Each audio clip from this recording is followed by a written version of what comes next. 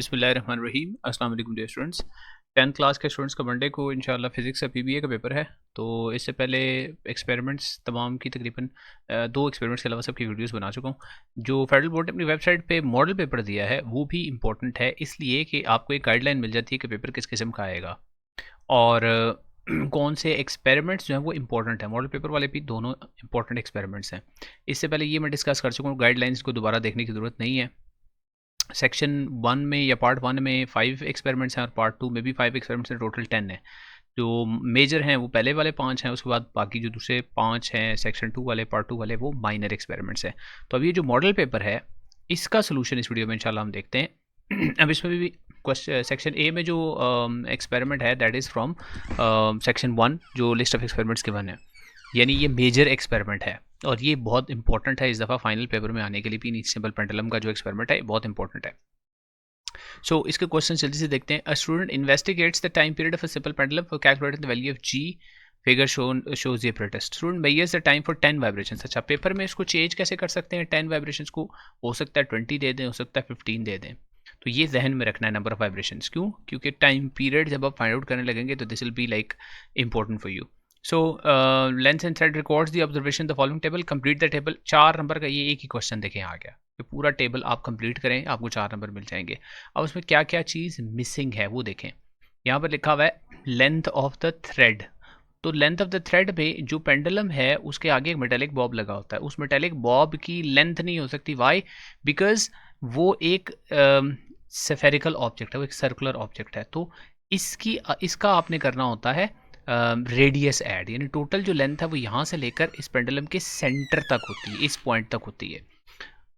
यानी जो लेंथ हमें गिवन है वो इस हुक तक ये लेंथ गिवन है, इसके अंदर हमने इसका रेडियस हमेशा ऐड करना है। तो टोटल लेंथ आ जाएगी L+R इस वजह से। तो डायमीटर आई थिंक पेपर में गिवन है, ये रेडियस गिवन है। अगर रेडियस गिवन है तो डायरेक्ट ऐड कर देना, अगर डायमीटर गिवन है तो हाफ करके ऐड करना है। तो 2.26 आपने लेंथ के अंदर ऐड कर देना है। तो बहुत आसान है, 80 के अंदर 2.26 ऐड करते हैं तो 82.26 आ जाएगा। इसका 92.26 आ जाएगा। इसी तरह इसका 102.26 आ जाएगा। फिर जो टाइम फॉर 10 वाइब्रेशन है वो भी आपको गिवन है। अगेन जैसे मैं बता चुका हूँ, अगर 20 वाइब्रेशंस का हुआ तो वो डिफरेंट आगे टाइम पीरियड डिफरेंट आएगा। तो मीन टाइम फार्मूला वगैरह यहाँ पे गिवन नहीं है, तो इसलिए T1 + T2 डिवाइडेड बाई 2, ये आपने मीन टाइम के लिए ये फार्मूला यूज़ करना है।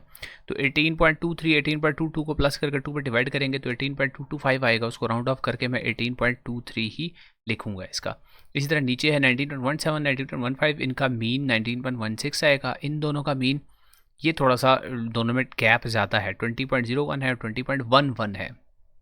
तो इन दोनों को प्लस करके 2 से डिवाइड करूँगा तो ये 20.06 यहाँ पर आ जाएगा। मैंने एक रो को करने के बजाय पूरा टेबल साथ साथ किया, 20.06 आ जाएगा। उसके बाद टाइम पीरियड के लिए हो सकता है पेपर में फार्मूला ना गिवन हो, तो जो मीन टाइम आएगा उसको नंबर ऑफ वाइब्रेशंस पे डिवाइड करना है। इसीलिए बार बार कह रहा हूँ कि 10 नहीं याद रखना, अगर वाइब्रेशंस 15 होगी या 20 होगी तो उस नंबर से डिवाइड करना है इसको, ठीक है। तो वैसे 10 से डिवाइड करूँ तो ये हो जाएगा 1.823 या 1.82 लिख दूंगा। इसको 1.1 या पूरा लिख देना, चले 1.916 लिख देता हूँ। इसको मैं लिखूंगा 2.006, ये आ गया। अब आगे फार्मूला गिवन है, ये हो सकता है पेपर में ना गिवन हो। अगर पेपर में ना गिवन हो तो क्या करना है? टाइम पीरियड का फार्मूला T = 2π√L/g, ये याद ही होता है सबको। इस फार्मूला को दोनों साइडों पे स्क्वायर कर लेना आपने। तो T² हो जाएगा 4π²L/g, यहाँ से g को क्रॉस करते हैं दूसरी साइड पे तो ये हो जाएगा 4π²L/t², ये फार्मूला होता है, ठीक है जी। आप इसमें वैल्यूज पुट कर देंगे तो 4π² को लेंथ के साथ मल्टीप्लाई करें और टाइम पीरियड का स्क्वायर करें। तो इसको कैलकुलेटर पे कर लेते हैं जल्दी से। कैलकुलेटर ये आ गया। सो कोई एक वैल्यू मैं करके आपको दिखा देता हूँ, ठीक है। तो 4π² मीन्स के, चले मैं कैलकुलेट करके आंसर बताता हूँ आपको। तो ये आ रहा है 977.18, ये इसका आंसर है 977.18 फर्स्ट वाले का। 977.18। सिमिलरली वैल्यूज़ पुट करके आपने ये दोनों भी कैलकुलेट करने हैं, खुद कैलकुलेट करके देखिएगा इनका आंसर क्या आता है। Calculate the mean value of जी, तो मीन के लिए ये दोनों वैल्यूज़ भी आपको चाहिए ज़ाहिर है, और फिर इन तीनों वैल्यूज़ का, चलें इसका भी आंसर बता देता हूँ। बाकी दोनों का भी मैंने आंसर कैलकुलेट कर दिया। 992.16 है और 1003.23 है। अब मीन के लिए आपने क्या करना है? मीन वैल्यू के लिए इन तीनों को प्लस करना है और 3 से डिवाइड करना है। 997.18 में प्लस करना है 992.16 और फिर प्लस करना है 1003 है 0.23 and you divide all of this with 3, so you get the mean value of the acceleration due to gravity। तो ये आता है 990.85, तो 990.85 सेंटीमीटर पर सेकंड स्क्वायर। याद रखें सेंटीमीटर पर सेकंड स्क्वायर है यहाँ यूनिट, क्योंकि लेंथ सेंटीमीटर में ले रहे हैं। अगर मीटर में लेंथ होती तो मीटर पर सेकंड स्क्वायर आता, और आपको इसको कन्वर्ट करना चाहते हैं तो ये 9.90 मीटर पर सेकंड स्क्वायर इसका आंसर आ जाएगा। ठीक है, उसके बाद एक नंबर और है, find the percentage error in the calculate value of g from the table. तो परसेंटेज एरर के लिए आपको फॉर्मूला याद रखना है। परसेंटेज एरर के लिए जो डिफरेंस है एक्चुअल वैल्यू में और आपकी कैलकुलेटेड वैल्यू में, सबसे पहले आपको वो चाहिए और उसको एक्चुअल वैल्यू से डिवाइड करेंगे और फिर 100 से मल्टीप्लाई करेंगे।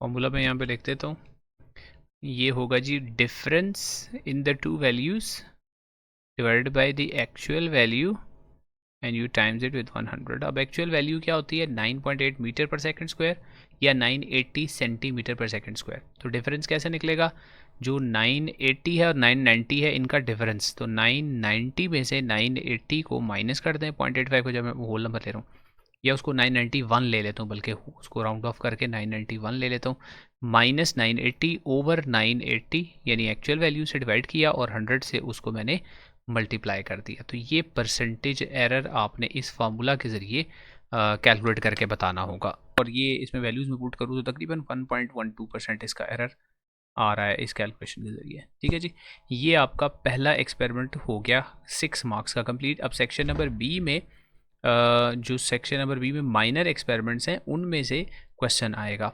A student traces the path of ray of light through glass prism as shown, but leaves it incomplete and unlabeled. Complete the label and label the diagram. Also label the angles. तो देखिए ये जो experiment है ये भी detail से मैं इंशाल्लाह करवाऊंगा एक्सपेरिमेंट आपको अगली वीडियोस में, उसमें देखेंगे एक्सपेरिमेंट परफॉर्म कैसे होता है, ये डायग्राम कंप्लीट कैसे होती है। लेकिन बहरहाल ये जो डायग्राम में पहली वाली रे है, इस रे को आपने इसी स्केल रख के ना ऐसे ही आपने प्रोड्यूस करना है, आके सीधा आके प्रोड्यूस करना है इसी लाइन में, जिस लाइन में ये अभी प्रोड्यूस हुई भी है, तो इसी लाइन में इसको आगे लेकर जाना है। ठीक है, स्केल रख के स्ट्रेट लाइन में इसको लेकर जाना है। और जो दूसरी है इसी तरह लाइन, उसको भी, ये थोड़ा सा स्ट्रेट हुआ नहीं, लेकिन पर अगर मैं इसको स्केल रख के करूँगा तो I get a straight line like this. और इसी तरह जो दूसरी लाइन है उसको भी, ये वाली लाइन आपने रखनी है डॉटेड, ये याद रखना है, इस लाइन को डॉटेड रखना है।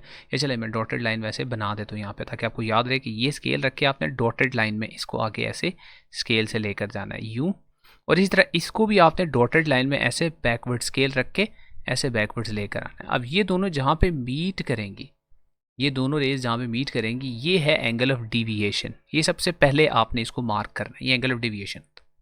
ये जो इंसिडेंट रे है इसको आगे प्रोड्यूस करें स्ट्रेट लाइन में, यानी ये नहीं है कि ये लाइन इधर से प्रिज्म के अंदर ऐसे आ रही है और आगे आप इसको यूँ टेढ़ा कर दें, नो, इस लाइन को, ये जो डॉटेड वाली है स्ट्रेट ही होनी चाहिए, दूसरी भी स्ट्रेट होनी चाहिए। मेरी थोड़ी सी वो स्ट्रेट है नहीं। अच्छा, उसके बाद ये यहाँ जो पॉइंट है इसको आपने इस वाले पॉइंट के साथ इमर्जेंस वाले पॉइंट को और इंसिडेंस वाले पॉइंट को मिला देना है। ये रिफ्रैक्टेड रे है, ये ज़रूर सही ड्रॉ करनी है आपने। ठीक, यानी पॉइंट ए को आपने पॉइंट बी के साथ यहाँ पे ज्वाइन कर देना, और फिर पॉइंट ए पर आपने एक नॉर्मल ड्रॉ करना है। नॉर्मल, ये जो प्रिज्म की बाउंड्री है इसके ऊपर प्रोटेक्टर से आपने नॉर्मल, ये ऐसे नॉर्मल होगा यूँ। ठीक है, एक second, let me try and draw straight line. हाँ जी, ये होगा, और इसको मैं थोड़ा सा और अगर सीधा कर दूँ, मेरे पास ज़ाहिर है वो स्क्रीन के ऊपर ड्रॉ हो रहा है तो इसलिए थोड़ा सा उसमें गड़बड़ हो सकती है, लेकिन ये नॉर्मल है। अब मैं आपको बता दूं, नॉर्मल जो है वो उसका मतलब है 90 डिग्री का एंगल। तो 90 डिग्री का एंगल कौन सी दो रेज के दरमियान होना चाहिए, तो देखें ये प्रिज्म की बाउंड्री के और इसके दरमियान यहाँ ये 90 डिग्री एंगल होना चाहिए। ठीक है, इसके साथ इस लाइन, इंसिडेंट वाली लाइन के ऊपर नॉर्मली ड्रॉ कर देना। अब एंगल्स ऑफ इंसिडेंस और एंगल्स ऑफ रिफ्रैक्शन मार्क करने को कहा गया है। ठीक है, तो नॉर्मल के और इंसिडेंट रे के दरमियान ये एंगल ऑफ इंसिडेंस होता है। सिमिलरली रिफ्रैक्टेड रे और नॉर्मल के दरमियान ये एंगल ऑफ रिफ्रैक्शन होता है। This is angle of refraction. तो इंसिडेंस रिफ्रैक्शन में देख लें, इंसिडेंस बड़ा है, रिफ्रैक्शन छोटा है। तो आई भी हो गया, आर भी हो गया, और इमर्जेंट एंगल क्या होगा। अब जो इमर्जेंट रे एंगल बनाएगी। अब जो एंगल नापना है वो हमेशा नॉर्मल के और उस रे के दरमियान नापना है जिसका कहा गया। जैसे इंसिडेंट रे और नॉर्मल के दरमियान जो है वो एंगल ऑफ इंसिडेंस है, इसी तरह रिफ्रैक्टेड रे और नॉर्मल के दरमियान एंगल ऑफ रिफ्रैक्शन है। इसी तरह इमर्जेंट रे, ये वाली रे होगी इमर्जेंट और नॉर्मल के दरमियान एंगल ऑफ इमर्जेंस आएगा। अब नॉर्मल अभी हमने ड्रॉ नहीं किया, तो यहाँ पे हम एक और नॉर्मल ड्रॉ करेंगे। नॉर्मल इस पॉइंट पे नॉर्मल होगा, प्रिज्म की सरफेस के साथ नॉर्मल होगा। तो अब ये जो एंगल बनेगा यहाँ पे, ये एंगल ऑफ इमर्जेंस बनेगा। इनकी आई थिंक यहाँ पे वैल्यूज़ भी लिखनी, हाँ, measure the values of this angle IER, ये इसके लिए आपको प्रोटेक्टर की ज़रूरत पड़ेगी। तो याद रखिएगा प्रोटेक्टर, कंपस वगैरह ज़रूर लेकर जानी है आपने इन एंगल्स को मेजर करने के लिए। IRED सबको मेजर करना है, क्योंकि जो क्रिटिकल एंगल वाला है उसमें कंपस से भी थोड़ा सा काम होगा। वो मैं एक्सपेरिमेंट्स इंशाल्लाह करवाऊंगा, तो उसमें आप देखेंगे कि प्रोटेक्टर कंपस से भी आपको कुछ ना कुछ ड्राइंग्स करनी पड़ेंगी। तो इसलिए आपने ये ज्योमेट्री का सामान साथ ज़रूर पेपर में लेकर जाना है आपने, ठीक है। अब हमने मॉडल पेपर भी सॉल्व कर लिया। उसके बाद सेक्शन 1 के एक्सपेरिमेंट्स की कुछ प्रैक्टिस के लिए मैंने वर्कशीट्स बनाई थी, उनका सोल्यूशन और उनकी वीडियोस भी आपको मैंने अपलोड कर दी हैं चैनल के ऊपर। इसी तरह सेक्शन 2 वाले की 2 एक्सपेरिमेंट्स के अलावा तकरीबन सबकी मैं 3 एक्सपेरिमेंट्स के अलावा सबकी मैं तकरीबन वीडियोस जो है वो बना चुका हूँ। तो अगर आपने उससे पहले वो वीडियोस नहीं देखी तो वो वीडियोस भी आप ये स्क्रीन पे आपके सामने लिंक आ रहा है, इस पर क्लिक करके वो वीडियोस भी देख सकते हैं।